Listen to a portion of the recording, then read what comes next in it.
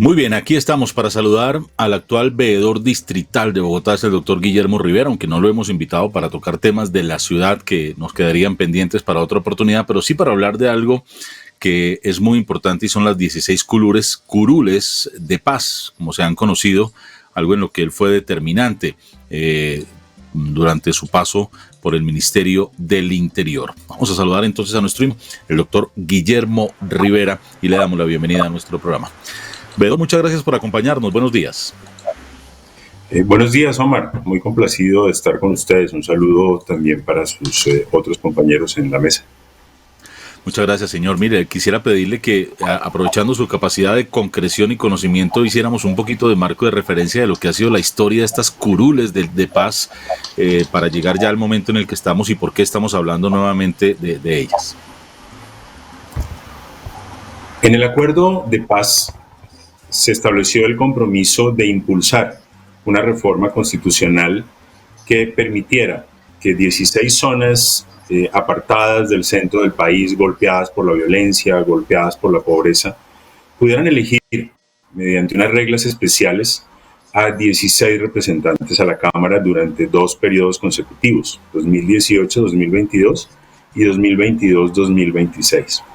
En el trámite en el Congreso se estableció que además de la elección en esas zonas apartadas, quienes pudieran ser elegidos en esas circunscripciones acreditaran su condición de víctimas del conflicto. Ese proyecto surtió sus debates reglamentarios y cuando llegó a la conciliación de los textos de Cámara y Senado, que es la última instancia en el debate parlamentario, se obtuvieron 50 votos. El secretario del Senado, o mejor, la mesa directiva del Senado de ese entonces, entiendo yo de buena fe, que ese proyecto no había obtenido los votos suficientes, que le había faltado un voto y por esa razón lo declaró archivado. Una vez ocurrió eso, presentamos una demanda ante el Consejo de Estado porque teníamos la convicción de que 50 votos eran la mayoría. El quórum era de 99 en ese entonces, de 99 senadores, luego 50 votos eran la mayoría. La mesa directiva decía que la mayoría tenía que establecerse con la mitad más uno de los votos. Pero la Corte Constitucional había dicho ya en un par de sentencias previas, por supuesto, a esa fecha, que fue noviembre del 2014, que cuando se trataba de un quórum con número impar, no se podía hablar de una mayoría con la mitad más uno, sino simplemente de una mayoría, es decir, del número entero inmediatamente superior a la mitad. En este caso la mitad eran 49.5, el número entero inmediatamente superior eran 50, que fueron los votos que obtuvo el proyecto. Presentamos esa demanda ante el Consejo de Estado y el Consejo de Estado antes de ayer determinó que en efecto el proyecto obtuvo los votos suficientes y declaró nulo el archivo del mismo y le ordenó a la mesa directiva actual del Senado enviar ese texto a la Presidencia de la República para que sea publicado en el Diario Oficial y entre en vigencia. Lo que quiere decir que en marzo del próximo año vamos a tener 16 representantes a la Cámara como voceros de las víctimas del conflicto y de las 16 zonas que fueron determinadas, que son zonas, como decía al principio, apartadas del centro del país, golpeadas por la violencia y también zonas en donde pues hay registros de pobreza y de necesidades básicas insatisfechas. Doctor Rivera, muy buenos días y gracias por aceptar nuestra invitación. Bueno, ahorita ya con el fallo del Consejo de Estado, ¿cómo va a ser el proceso de elección de esas 16 curules? ¿Quiénes pueden votar? ¿Quiénes se pueden inscribir? ¿Cómo se le va a hacer como veeduría pues, para que estas curules sí queden en manos de las víctimas? Bueno, eso es muy importante. Las 16 circunscripciones están conformadas por 166 municipios que están agrupados. O sea, son 166 municipios agrupados en 16 zonas, obviamente zonas que son contiguas geográficamente. Menciono algunas, por ejemplo, en el Catatumbo se va a elegir un representante a la Cámara, en el Urabá antioqueño también, en la costa pacífica otro, en la zona andina del departamento del Cauca y del departamento de Nariño también se va a elegir una curul, en el Caquetá, en el Putumayo, en Arauca, Esos municipios que fueron determinados para la conformación de estas 16 curules son municipios en los que para efectos de la elección solamente podrán participar quienes las zonas rurales, es decir, las cabeceras municipales, las ciudades, los centros poblados no participarán de esta elección y solamente podrán ser candidatos quienes acrediten la condición de víctima del conflicto previa certificación de la unidad de atención a las víctimas, que verificará si la persona está o no en el registro de víctimas. Solamente pueden votar las personas de esos municipios que vivan en las zonas rurales. Y pueden votar por la circunscripción ordinaria al Senado, por la circunscripción ordinaria a la Cámara de su departamento y adicionalmente por esta circunscripción especial. Repito, solamente las zonas rurales. Doctor, una pregunta y muy buenos días. Y repito, muchas gracias por atender nuestra invitación. Digamos, la circunscripción por votación va a funcionar igual que los otros candidatos, porque entendemos pues que hay una votación para un candidato al Senado que puede estar superando los 70,000 votos. Estas 16 curules van a tener un límite o un tope de votación, quienes lleguen a determinado, porque pues no van a tener los recursos, no van a poder hacer una campaña diferente a como lo hacen otros candidatos. ¿Cuál es el coeficiente para la votación de estas 16 circunscripciones electorales? Esta elección se va a hacer bajo unas reglas especiales y aquí no va a operar la figura del umbral, que es lo que opera tanto para la elección de Senado como para la elección de la Cámara de Representantes. Exactamente. En cada una de estas circunscripciones se van a poder inscribir listas de hasta 2 personas. Y esas listas deberán tener paridad, es decir, debe haber equidad de género en la conformación de esas listas. La lista que más obtenga votos es la que elegirá al representante y al interior de esa lista el candidato que haya obtenido el mayor número de votos. Pero no del umbral, simplemente es una competencia en cada circunscripción entre las diferentes listas. La lista que obtenga el mayor número de votos es la que elegirá al representante y luego al interior de esa lista se establece cuál de los 2 candidatos obtuvo el mayor número de votos. Doctor Rivera, quisiera ir ya un poco a la práctica. Ya supongamos que se hace la elección, saben quiénes son los elegidos, tenemos ya los nombres de las 16 personas que representando a las víctimas van a ocupar esas curules. ¿Qué tanto van a poder hacer en el Congreso? Porque sabemos que hay un antecedente, hay personas que representando a grupos representativos, valga la redundancia, o minoritarios han llegado al Congreso, pero sabemos cómo se mueven las fuerzas políticas, el partido de gobierno de turno, los partidos mayoritarios. ¿Qué tanta posibilidad hay de que una de estas personas que representa a las víctimas pueda presentar un proyecto y tenga el respaldo, o que no lo ahoguen, porque en el Congreso o se ponen de acuerdo para sacar un proyecto adelante o se ponen de acuerdo para hundirlo? ¿Qué tanta participación política real cree usted que van a tener quienes van a ocupar esas curules? Yo creo que mucha, entre otras cosas porque 16 no es un número menor en la Cámara.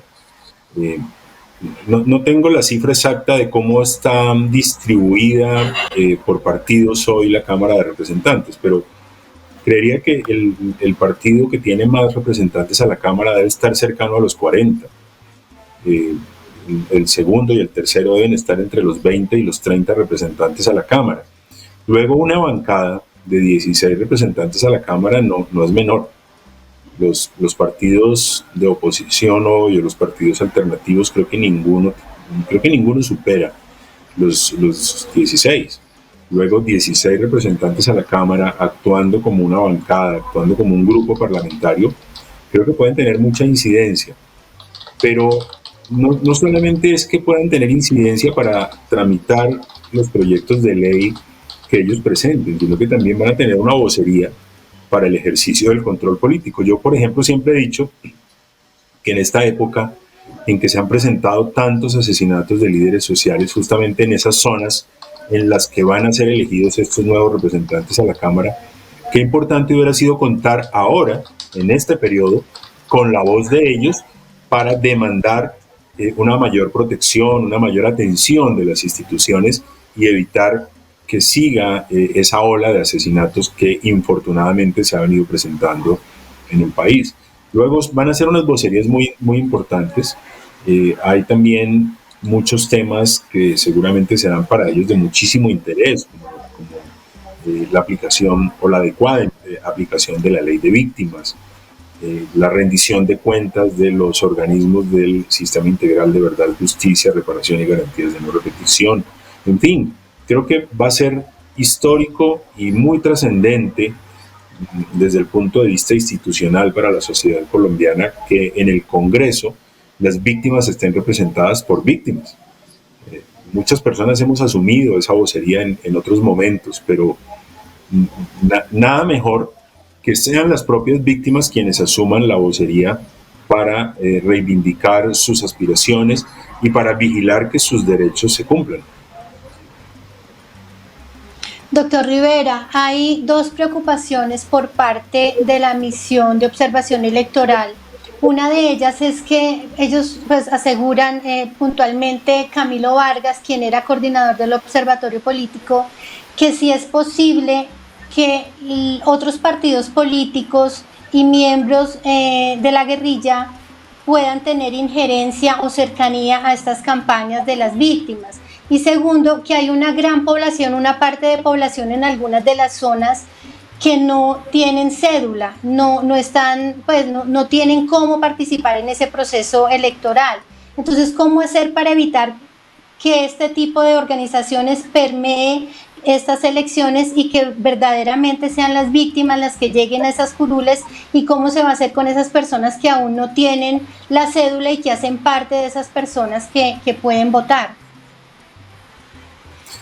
Bueno, en primer lugar hay que decir que los partidos políticos con personería jurídica no pueden inscribir candidatos para estas circunscripciones. Tampoco lo puede hacer el Partido Comunes, antes llamado FARC. Por lo tanto, digamos que la política tradicional, al menos formalmente, no puede incidir en este proceso electoral. Ahora, es muy complejo que no haya algún tipo de pretensión o de aspiración de incidencia, pero creemos que hoy, en la medida en que las organizaciones sociales, las organizaciones de víctimas han logrado un reconocimiento importante, han logrado un empoderamiento, seguramente van a procurar que esas campañas que ellos van a adelantar estén al margen de las pretensiones de la política tradicional de incidir en ellas. También es importante decir que estas campañas van a ser financiadas totalmente por el Estado. El acto legislativo establece unas reglas especiales para financiación de estas campañas, de tal manera que no vaya, digamos, a ser la falta de recursos un hueco, un espacio a través del cual la política tradicional se involucre para incidir en estas elecciones. Esperamos que estas reglas especiales sean suficientes para que se pueda dar una elección independiente, una elección en la que estos ciudadanos de las zonas más apartadas del país puedan escoger a sus propios voceros de manera transparente.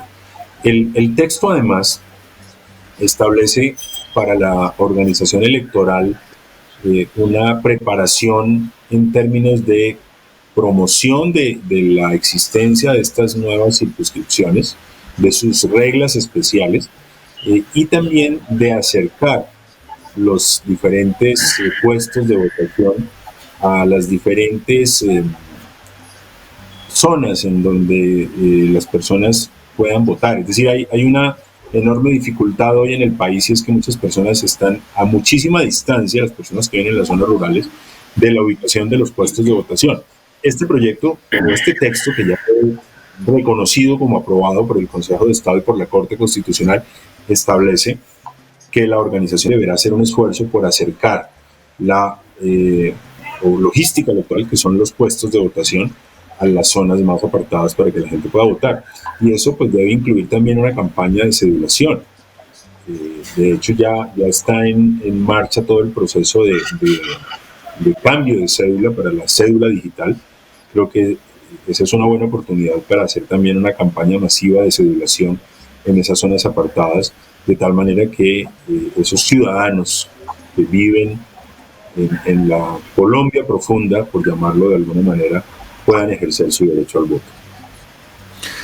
Doctor Rivera, viendo el panorama un poco más amplio, lo que tiene que ver con el acuerdo de paz y la implementación del mismo, y entendiendo que esta decisión del Consejo de Estado es clave por el tema de las curules para las víctimas, ¿qué tan complicado ha sido la implementación del acuerdo de paz en estos tiempos, ante un gobierno que claramente se ha opuesto siempre al acuerdo de paz, que ha criticado las decisiones de la Justicia Especial para la Paz, que no ha reconocido el trabajo que se viene haciendo con la Comisión de la Verdad?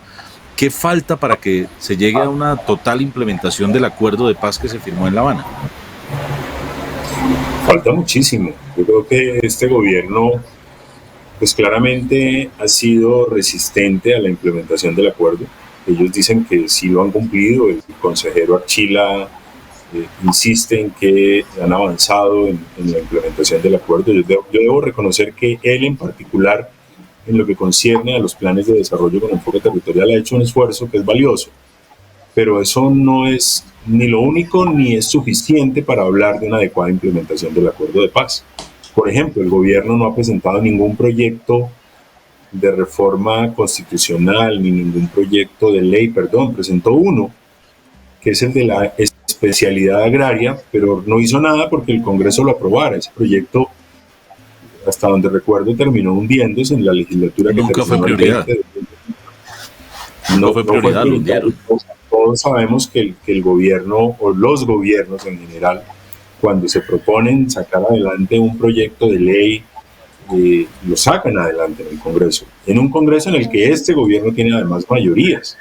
Luego, pues nos parece que lo presentó simplemente por tener una excusa para decir que sí está cumpliendo con el acuerdo de paz, pero no hizo nada por garantizar que el Congreso lo aprobara. De tal manera que en materia legislativa no se ha hecho nada por la implementación del acuerdo de paz. Se está haciendo realmente muy poco, yo diría que las evidencias así lo reflejan, por poner en marcha todo el modelo de protección a las comunidades más vulnerables, que quedó además en el ordenamiento jurídico porque se expidieron los decretos para ello, y las cifras están indicando que a la gente de esas regiones apartadas la siguen asesinando. Por eso creemos que se ha hecho muy poco por la implementación de esas medidas de protección. El punto 1 del acuerdo de paz, que tiene que ver con desarrollo rural, es un punto que no ha avanzado en absolutamente nada. La política de sustitución de cultivos de uso ilícito tampoco ha avanzado suficientemente, y además se ha visto opacada por los anuncios del gobierno desde que empezó su periodo constitucional de que iba a asperjar con glifosato.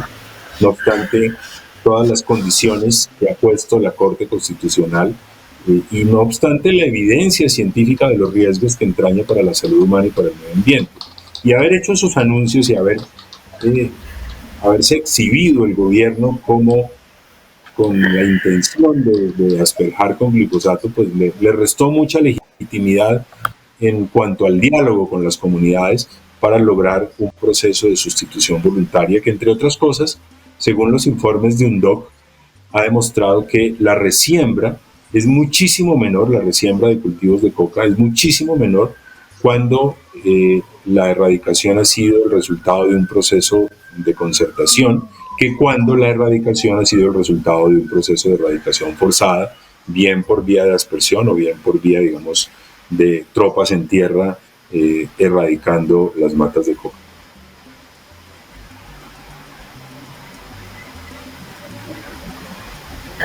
Doctor Rivera, sí, ya aquí está el audio intermitente.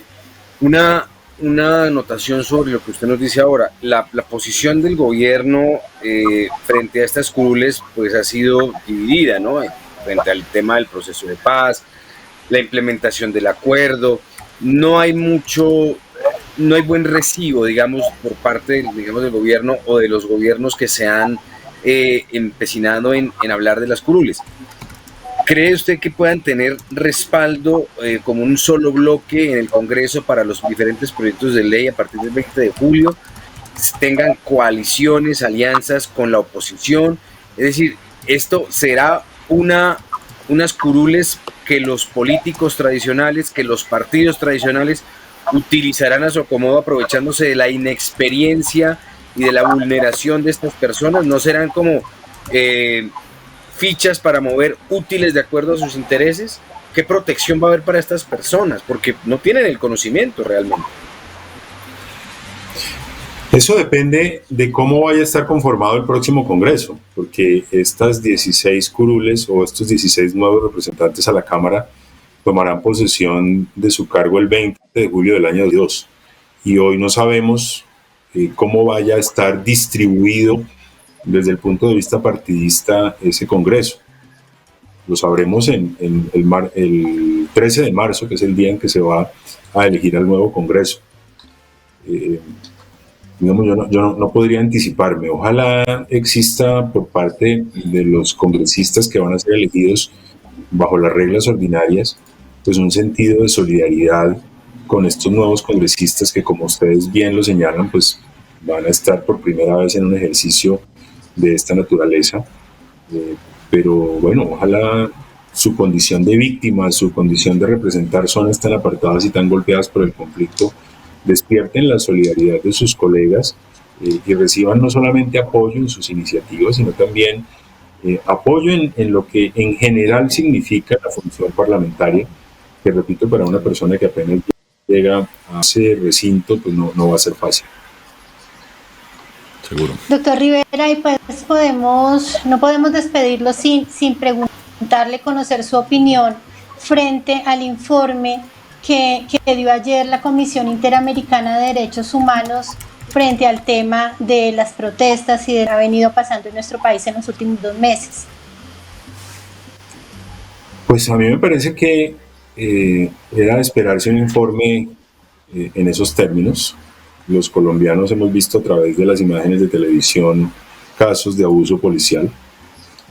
Hemos también percibido la enorme indignación que ha despertado esa actitud de abuso de sectores muy amplios, diría yo, porque ha ocurrido en muchas ciudades del país, de la policía. También creo que es realmente desesperanzador que muchos voceros institucionales descalifiquen el informe. Nosotros hacemos parte del Sistema Interamericano de Naciones. Colombia es parte de la Convención Americana, que es un tratado que nos obliga a respetar a las instituciones que hacen parte del sistema. Desde luego que uno puede estar en desacuerdo con algunas de las recomendaciones que hace el informe, pero para expresar ese desacuerdo existen canales institucionales y me parece que no es la descalificación el camino para plantear desacuerdos.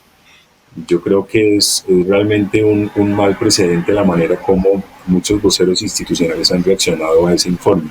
Me parece que lo que deberíamos hacer es empezar una deliberación para construir unas reformas como parte de las respuestas y del resultado a ese informe de la Comisión Interamericana de Derechos Humanos. En él se están señalando aspectos muy importantes frente a reformas a la policía, como independizarla del Ministerio de la Defensa. Se están señalando también condenas, y esto es importante destacarlo, porque se está diciendo que la comisión ha sido sesgada y ha sido tolerante con los actos delincuenciales que se han cometido en medio de las protestas. La Corte ha reprochado la comisión de delitos, ha pedido que se investiguen y que se sancionen. De tal manera que me parece que el informe es objetivo, es un informe que aborda los diferentes asuntos que han ocurrido durante estas movilizaciones, así que creo que es un buen informe que debería ser un insumo para reformas que se tramiten más temprano que tarde. Doctor Rivera, ha sido usted muy amable, muchas gracias, un buen resto de día. Muchas gracias a ustedes, igualmente les deseo un buen día.